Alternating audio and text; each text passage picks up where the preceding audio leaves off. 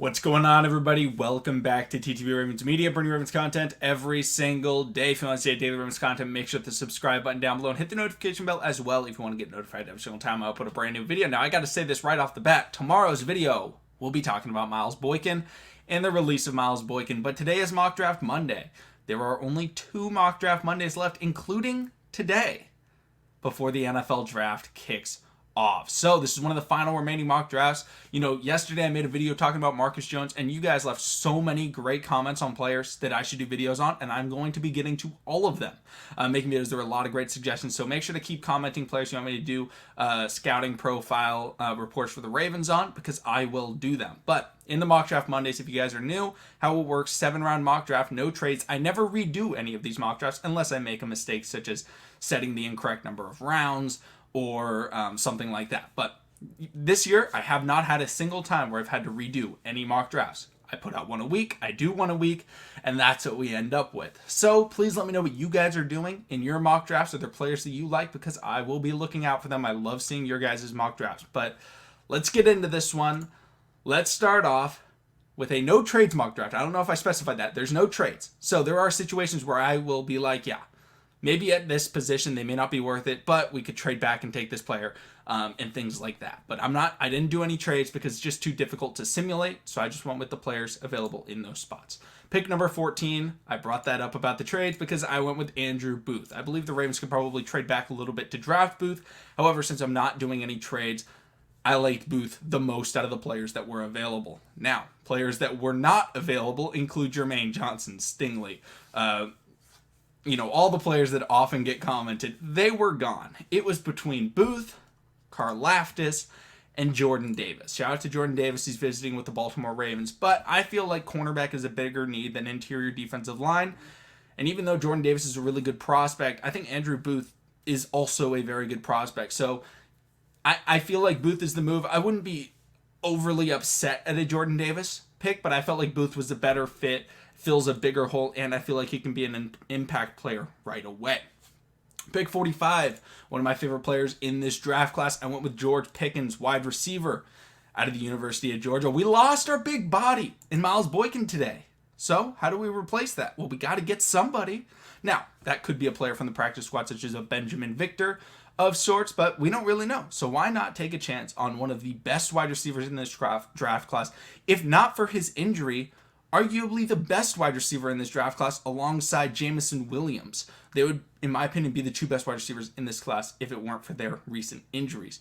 But Pickens came back. He played the final 5 remaining games on the Georgia Bulldogs schedule, won the national championship with Georgia, had an unbelievable catch in that championship game. If you haven't seen it, go look it up. Strongly recommend. Great play by him, but he is a big body, physical, and Quan Bolden type of player, and I think he'd be a perfect fit in Baltimore, and I've talked about him in an individual video as well if you want to get more of my analysis on him. Pick 76, I went with one of my favorite sleeper edge rushers in this draft class. I went with Drake Jackson out of USC. Drake Jackson has the body, has the tenacity, the athleticism to be a great pass rusher in the NFL. What does he need? A little bit more size. A little bit more bulking up than he needs to do. He's a bit slim. However, when he gets filled out, we put him next to Calais Campbell. We put him next to Tyus Bowser, and we're like, hey, man, take these guys' eating regimen because they're some big dudes. Well, he's going to be very good once he gets that, set. Drake Jackson, I think, is a really good prospect. USC edge rusher. I think he's coming from a great school. I think he's got the pedigree to be able to succeed in the NFL, and I think as a 3rd-round player, he's really a steal. Now, looking back on it, I'm a bit upset that I took Drake Jackson because at the next pick, I was hoping to take a particular player that I talked about yesterday, but he was taken in between pick 76 and pick 100. I wanted to draft Marcus Jones. He went before pick 100, so I was unable to get him. I went with Drake Jackson instead. So I'm a bit upset, but you know what? I like Drake Jackson. But no Marcus Jones. I wish I could have gotten him. I was hoping at pick 100 he would be there. Pick 100, though, I went with Cole Strange, offensive lineman out of Chattanooga. The biggest thing with him is his versatility. He's played left guard, he's played left tackle, and he's played center. We don't need any immediate starters on the offensive line for the Ravens, or at least I don't believe so. I think maybe the first 2 games or something like that, Ronnie Stanley may not be able to go. that's fine. That's not an immediate, oh, wow, we need this guy for the whole season. But, at left guard, we have Ben Cleveland, or Ben Powers, whoever you want to put there. Center, the Ravens seem like they really like Patrick McCarry there. Whether or not that's the right choice, I'll leave that up to you guys. I know a lot of people really dislike it. Kevin Zeitler, really solid. Morgan Moses, really solid at the right side. So we get some versatility from Cole Strange. If someone goes down, he can probably fill in that void. He's got great size. He's like 6'6". He's a heavy guy, but he plays on the interior. That's where he best matches up, is playing, at the guard spot, but he can play center and he can play tackle. So versatility, I think that's key. Pick 110, I went with my favorite running back in this class. Is he the best running back? No, the best running backs are going, early second round, things like that. But Brian Robinson Jr., I believe, is the best fit in Baltimore. Brian Robinson Jr. is a big body, physical, freight train type of running back. Now you may be saying, wait, we have Gus Edwards. Gus Edwards is literally the bus. He just drives that power forward. Well, Gus Edwards is working on slimming down, becoming a better pass catcher, and utilizing a little bit more speed and things like that. I still think Gus Edwards is a really solid running back. However, in those short yardage situations, I really like a Brian Robinson to be able to come in with completely fresh legs, to literally go there to churn his legs and push forward for that extra yard. Because I gotta say, I don't love when we throw Lamar Jackson up the middle on 4th and 1 and things like that. It can work, but if Lamar Jackson gets stood up, unfortunately, he's probably not going to, keep churning through a TJ Watt, a Myles Garrett, an Aaron Donald, a player of that caliber. He's just not big enough. Most players aren't. Unless you're a Josh Allen, a Cam Newton type of quarterback, it's going to be very difficult for you to push through. Well, Brian Robinson comes with that Derrick Henry, Alabama type of body. He's not as big as Derrick Henry, but he's 6'1", 226 pounds as a ground and pound running back. That's big. That's big for a running back, and I think the Ravens need that, because I don't want to hand it off to Patrick Ricard. And Gus Edwards can get a little bit tired because he and JK are the 1-2 punch. Well, let's get that third, precision punch, the power punch, as you may call it, in Brian Robinson Jr. Early in the 4th round. I think it'd be a really good selection. Pick 119, I went with Brandon Smith, linebacker out of Penn State, one of my favorite prospects in this draft. I got a lot of my favorite players. It's not my favorite draft I've ever done, but I got a lot of players that I really do like. Brandon Smith is one of those players. Very athletic linebacker out of Penn State. You can argue whether or not you think Jesse Luketa or Brandon Smith is the better player. Luketa, in my opinion, is just a little bit lacking athletically to be a linebacker in the NFL, which is why I like going with Brandon Smith a little bit more. I think his size and frame and speed matches up better at the NFL level, even though he may be a little bit more raw as a player.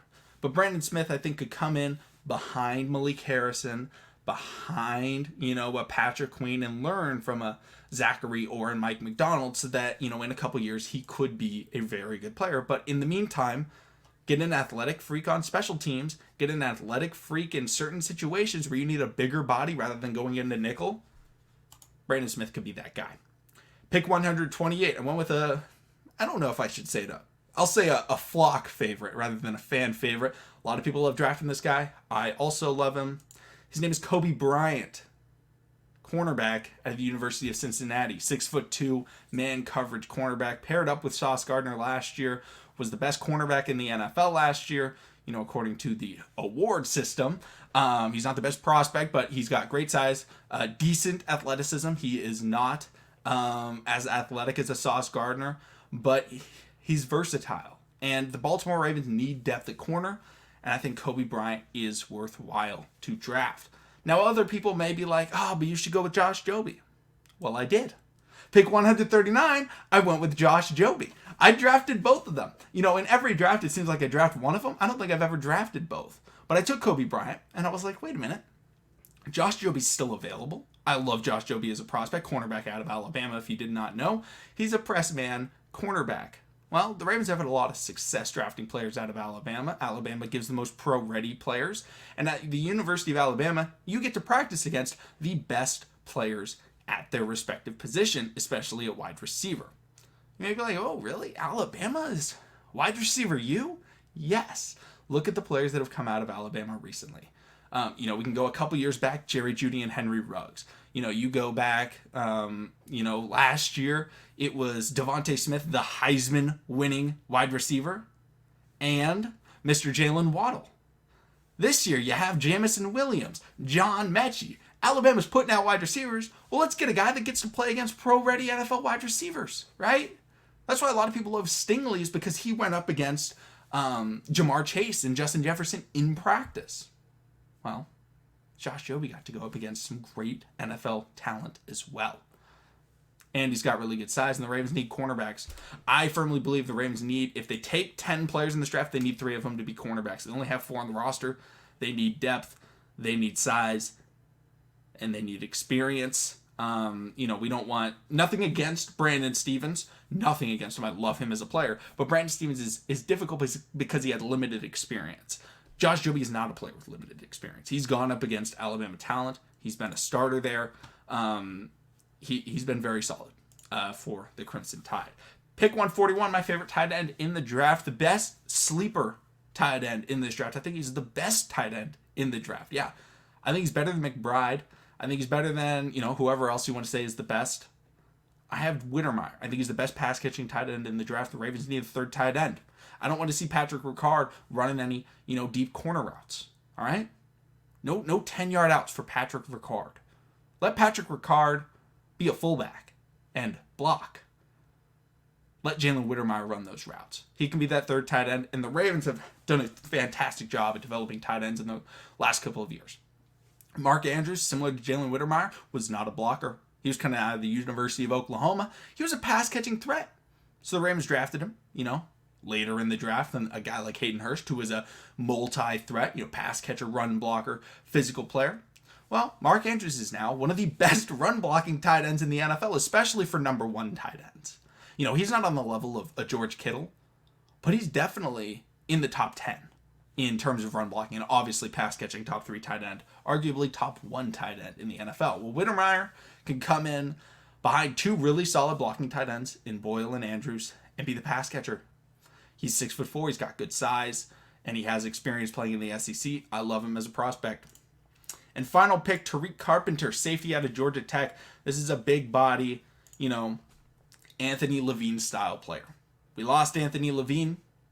Well, let's get a replacement. A linebacker safety hybrid with very good athleticism that is designed to play special teams.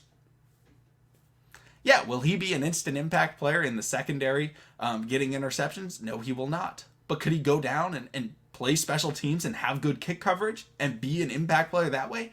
Absolutely. Right? This draft is all about getting impact players. All right? And Tariq Carpenter, I think, is an impact player on special teams. I would be excited to watch him as a gunner on, punt returns. I want to see him, cover kicks as well.